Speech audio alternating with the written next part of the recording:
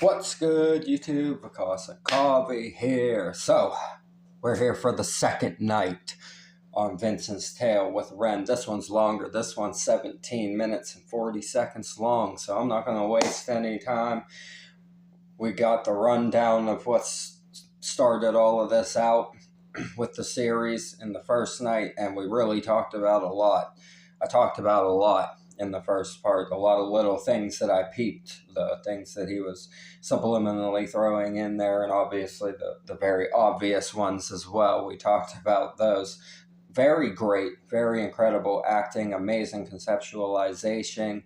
I loved the way that he represented the things that he was trying to get across, the points that he wanted us to notice. I sure as fuck noticed all of them, so he did a good job. I appreciate you guys tuning in. I'm not going to waste any time.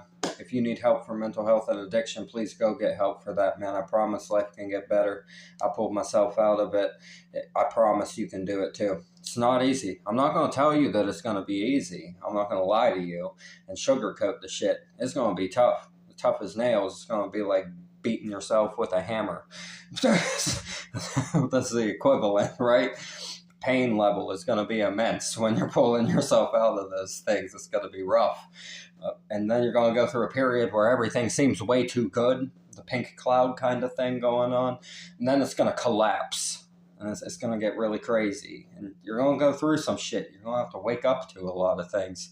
It's going to be a lot to go through, but I promise you, on the other side of it, you get to know yourself better, you get to know other people better, you become more outgoing, you start doing more things that you love, you become more active, you start getting involved with more stuff that's important to the world, you start feeling like you got purpose. Bro, it is so worth it, I promise. I'm going to stop rambling to you now. Please go get help if you need it. I love you guys. We're going to get into this for you. I'm Vakasa Kavi. Fuck those apples. This is the second night. Vincent's Tale by Ren. Go up. Yeah. And this guy is trying to find from the Ice Age, so he thinks that we're a species. Got a conversation. So he's looking for ancient civilization. And some of the shit that he finds, like there's a place called Göbekli Tepe as well. Do you know that? Yeah. So there's like things of that, and some of the datings that go way back than what current archaeology says. Yeah. You know, and it goes back such like even like the details on the actual like you know how everything like lines up in a certain way. Yeah. You know, when apparently we had no contact with everyone else in the past. No way. No, it's like what you mean is like if they have like a building and the building's got like certain types of markings and designs on them, they'll be here, but it'll also be in China. Yeah, the exact same markings and the same stories as well about like serpents in the sky. Which is genuinely why I actually do believe that it's not an alien thing. I actually am. Mate, I think aliens. I think they're among us now. There's a whole like program on that on dragons. Dragons. Yeah. Do you know my theory on dragons? Dragons are just dinosaurs. And I don't think they spat fire. You know how seagulls, like their stomachs are so acidic they can eat anything and it disintegrates. So what's stopping a pterodactyl, for example? You know, because you look at T-Rexes, their arms are like this. But you look at a bird, its arms are like this. Yeah. But the wings will actually decompose, the bones won't. Yeah. So I was saying the T-Rex wasn't like that with big wings that spat acid. Like Komodo dragons, man, if you spit acid, you know, like. So that's the thing. And obviously, if you're depicting that back in the day, you're like, oh shit, I'm burning, it's fire. Because you don't know back then, because you feel like I'm on fire. This is what I say about like if you read the Bible, basically. If you read the Bible and look at it from a sci-fi perspective, it all starts to make actual sense, and you can go, oh, okay, maybe this is somebody trying to tell history. That's the next one. It is. I believe the Bible is accurate in certain areas. I don't think Moses was real because, again, Egypt, there's no documentation how. I love the vibes. He really sets the tone for the environment he tries to create just with stuff like that. The small talk about dinosaurs and archaeology and Komodo dragons, and then getting into the Bible, just the small talk that happens between people whenever they're in their most bad situations, the way that they pass the time together, and you can see their spending it building intelligence. I think that's the point. They're sharing ideas, they're building intelligence, and that's therapeutic to people, right? And it's showing that we need that, even in an environment like where they are at in this particular instance. You can see that need for human connection and the sharing of knowledge going on in it. I like this.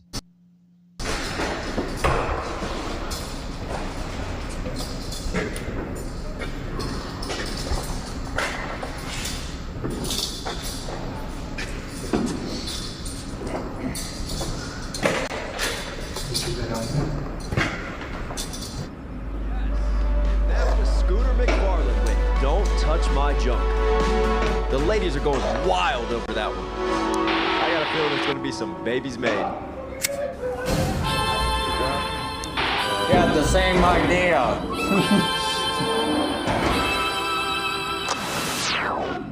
Now we've got a chart-to-chart exclusive coming in. For the second time now, I'm starting to get hot flashes. Another entry from Ren. All the CDC. This one is crisis to crisis. Run from the shame. Have you ever gave your love away? Still fucking shit.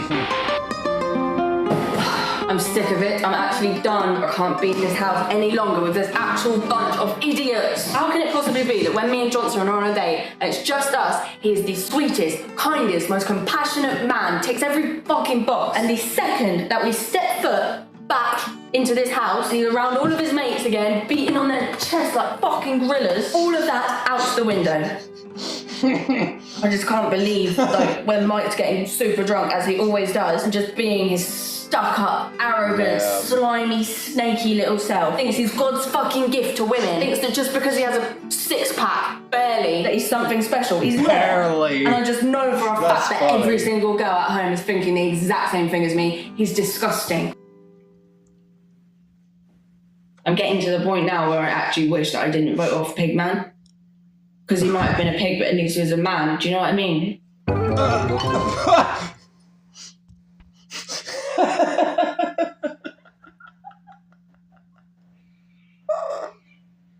That was so fucking great. No, pig, man. I'm starting to regret it. He might have been a pig, but at least he was a man, she said. That's great. Coming up.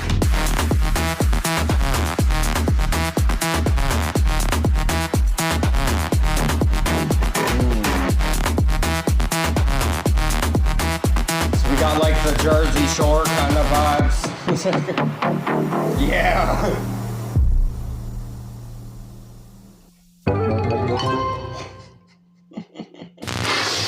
This is great. Sorry, it's the travel gives me nose issues. Fly on over to the UK, they said, Hank Hankerson. Come do the news for us. Great job. You want to go out for a drink? Sure. Come drink our lukewarm pints. What is this? Tea? Please. Coffee bitches on that. Hey, how you doing? This is our co-employee, Susan. Hi, Susan. Nice to meet you. Wake up the next day after blacking out. Hi again, Susan. Nice to meet you. I love this guy. This guy's acting is great. It's hilarious.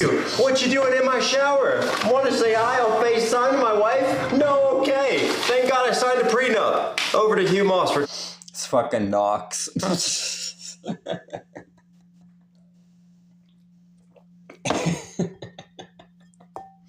fucking funny, bro.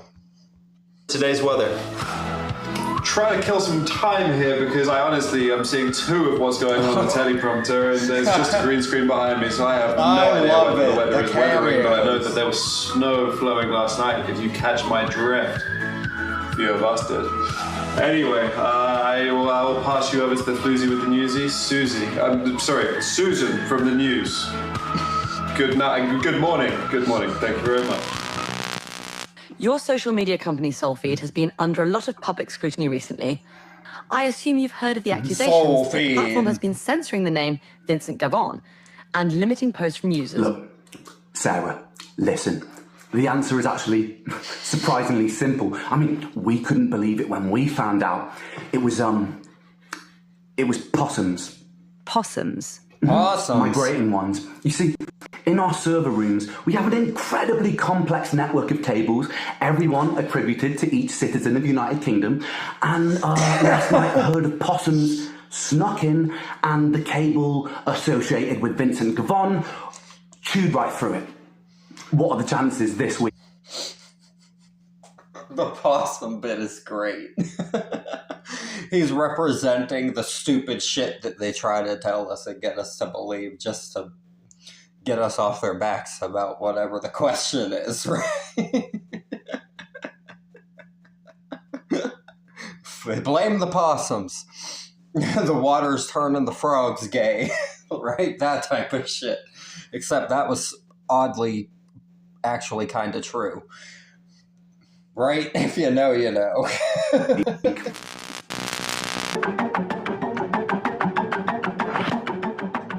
Guys, this is Phantom Rovers.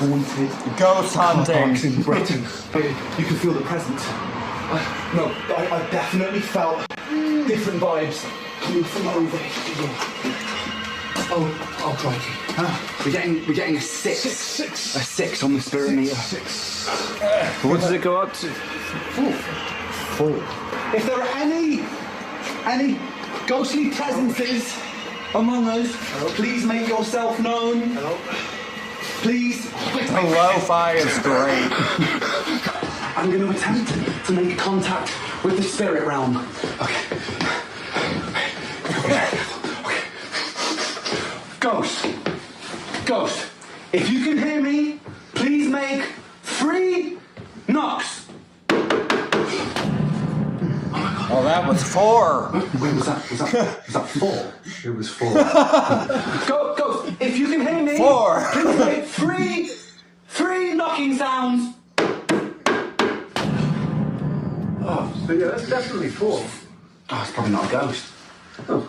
Holy hand balloons. This is fucking great. The spirit on there is literally going crazy right now. It's all over the place. I'm getting 4s, 5s.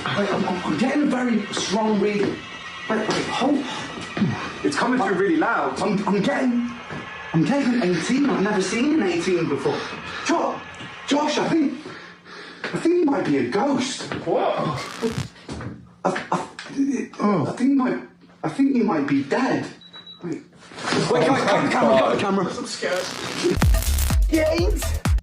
This is so fucking funny. He's showing everything stupid that people consume constantly and waste their time on. And how ridiculous it is. When you put it in a satirical manner, you realize how ridiculous all of the reality TV type shit and all of that stuff is. He's just making an absolute mockery of fucking everything that they place in front of us and that we waste our time consuming and get wrong facts from and shit. Like, people will watch ghost hunting shows and believe them and think they're completely real and stuff like that, or people will watch this and think it's completely real or truthful. The possum excuse was golden. That bit was amazing. Games! Incredible games! How's it going? Wait, don't even bother asking. You already know. The bro content. AKA the pre-workout assassin, AKA Lord of the Lats. And you already know the score. Let's get ripped to the core, baby. Let's go. Lads, listen. I am operating on 0 calories, 10 grams to the decimal place of creatine monohydrates, and 6,000 grams of caffeine right now. I can practically see sound. Bro, that's like literally an exact script of what some of them have said. If you want to be hench, hit the bench. Bars for days, lads. Let's go. Manifest. That's law of attraction. 101. If you...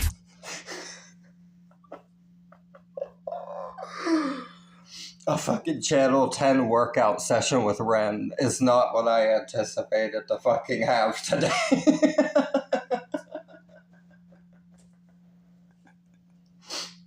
Anyone from my hometown of Butler will get that. Think hard enough, your glutes will grow. That's quantum booty mechanics. It was a night like any other night. You see that cat right there? That's Timmy Two Knuckles. And he didn't get his name from fighting. He got his hand stuck inside a panini press down on 5th Avenue. Damn. But here's the thing about That Timmy sucks. Two Knuckles. He was a stone cold son of a bitch. You think that's funny?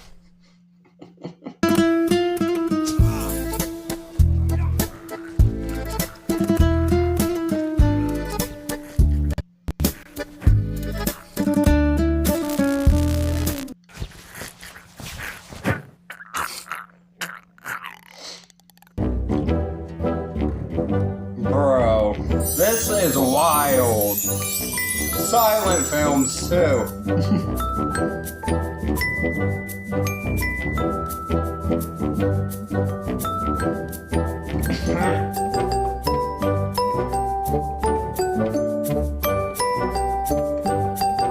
This is wild.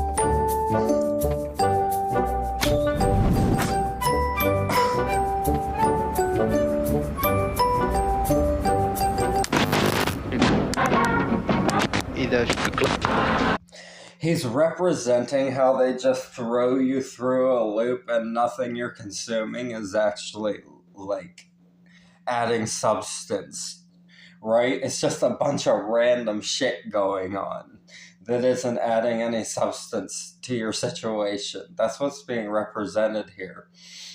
The fucking talent show, join it to be crucified in front of everybody, the apple stays on the head and you get hit, right? That also, I could take that from that bit that he just played there with the talent show thing.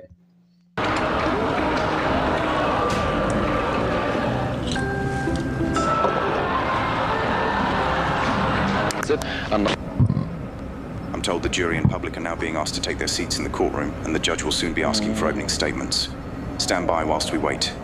The case of the Crown versus Vincent is about to begin. All right.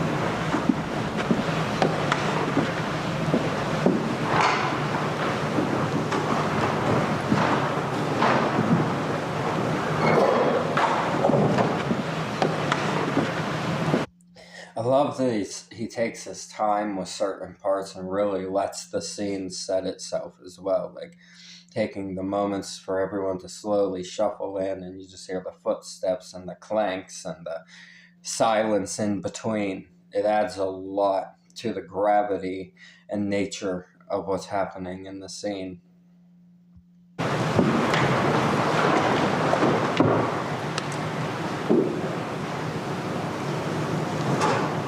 Be seated.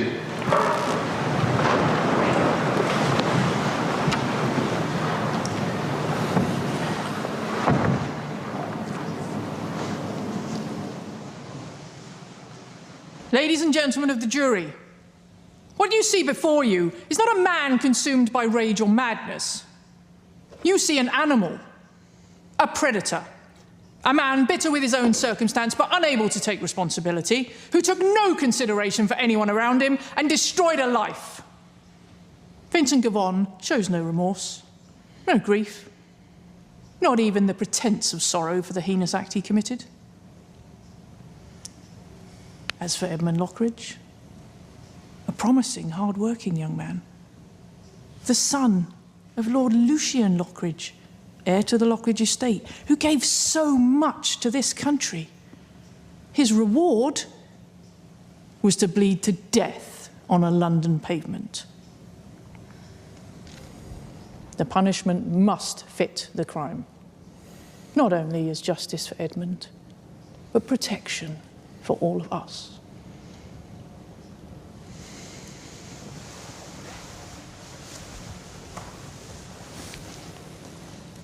Members of the jury, my client is not a monster. He is a man who worked hard and was compensated barely enough to keep his head above water. He lived quietly, respectfully, faded into the background, like working class people are so often asked to do.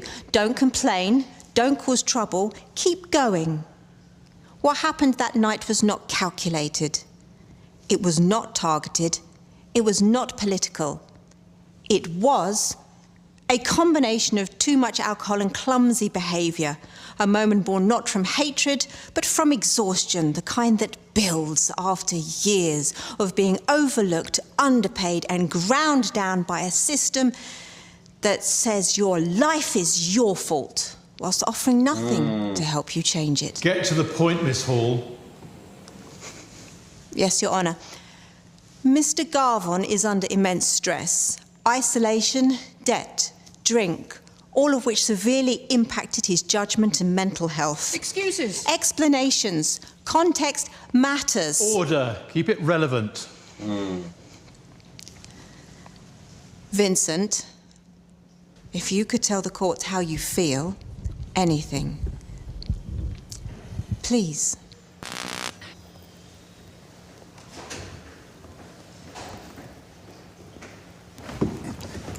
Heartless bastard!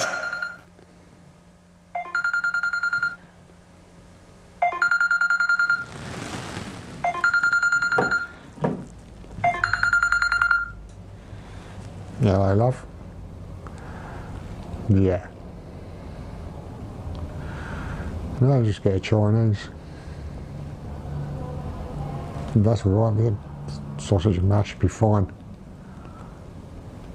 Alright then. I'll see you later.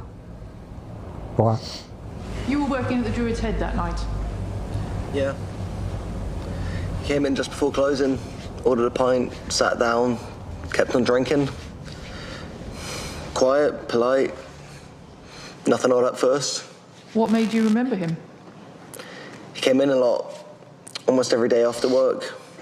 Just sitting there, not really saying much, not much of a chatter. Had a feeling he was a bit of a wrong un. To your knowledge, did he know the victim?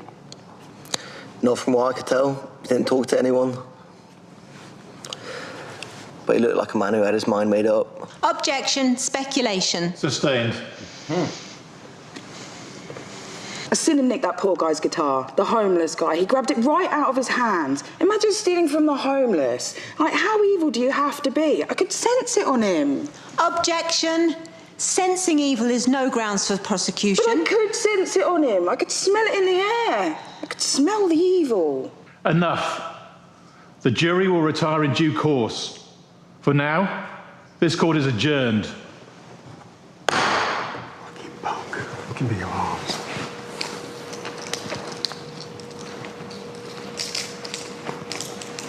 Walk.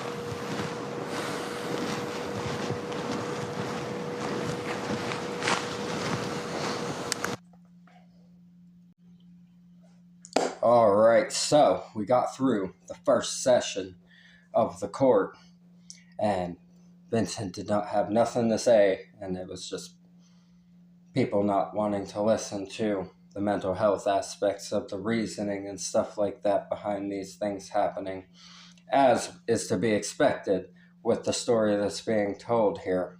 I love that he ran us through the propaganda and TV machine to start it off before we got up to the point of that first day on the trial. Then he goes back in, they handcuff him, take him back in. We got the third night to go into now. I like the way he put this one together. I'm excited to check out the third night. Ren is really doing something awesome with this right here. I love that he did this. I really love that he's doing this night series leading into the Starry Night the actual song, which I'm very excited to check out. We got to get through these first before I could check out the song, because I know that these are very important for the context, and I know that you guys will enjoy it as well. I appreciate you tuning in. Y'all go show Ren love and subscribe to him, man. He is on a different kind of fucking wave right now when it comes to what he's doing. It's awesome. So creative. I love the filming. I love the different aspects of it. I love that he's using all kinds of different filming inside of this. He's really touched on many different styles of filming and different environments and vibes. He's doing a very good job. The acting in it is fantastic. We've got some cameos that popped in on this one, right? Awesome. It's really awesome. I love this. Fucking incredible. Original video in the description. As always, like I said, you guys go show Ren some love. Go get help for mental health and addiction if you need it. It's really important to do that for yourself. Man, I know you might feel like sometimes it's not worth it, and sometimes things are just so hard that it's not worth trying to fix anything. I know how that can feel, but I promise you, it's worth it, man. You can build an awesome life for yourself, and you can meet amazing people and really build amazing things and help the world out in whatever way that you decide to, and contribute to things. It's really a beautiful thing when you come out on the other side. So please go get help and get that for yourself. You all deserve it. Please get that help if you need it. I love you guys. Ren kicking ass with these. I'm excited to see the next one and then listen to the song. We're going to get out of here. I'm VKmusic. Fuck those apples. Leave a like, comment, subscribe up this way. Bang that notification bell for me. I'll see you guys in the next one. So I love you so much. Thank you for everything. Y'all have a blessed one. Peace.